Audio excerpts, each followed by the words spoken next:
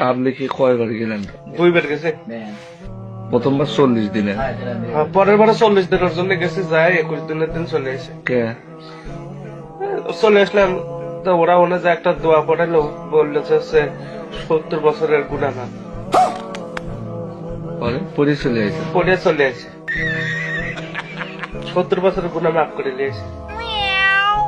আবার যখন আমার বয়স 70 বছর হবে, তখন আবার যাবো, যাই আর একবার পড়ে আসবো, তাহলে আবার 70 মাস, আবার 70 বছরের গুনাহ মাফ। একবার পড়লে মাফ হয়ে যায়? একবার পড়লে মাফ। হ্যাঁ, হ্যাঁ, হাদিসে লেখা আছে। তারপরে হুজুরাও বলে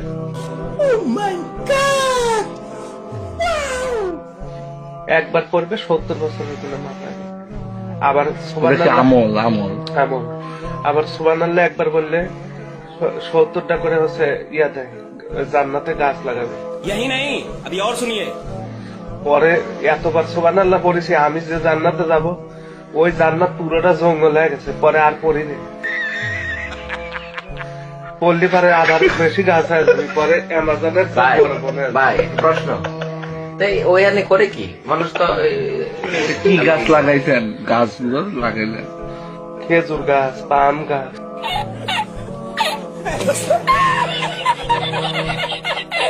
ওই ফল কি হইতেছে, নষ্ট হইতেছে না, অপচয় হইতেছে না? ওগুলো না, কি- ফল ধরে নাই, যাবো যখন তখন ধরবে। ये बड़ी अच्छी बात कही आप। ওগুলো বেচা যাবে না পরে? হুম? বেশি টাকা পয়সা খাওয়াতে হবে। না, জান্নাতে কেউ টেহাই দিবি না।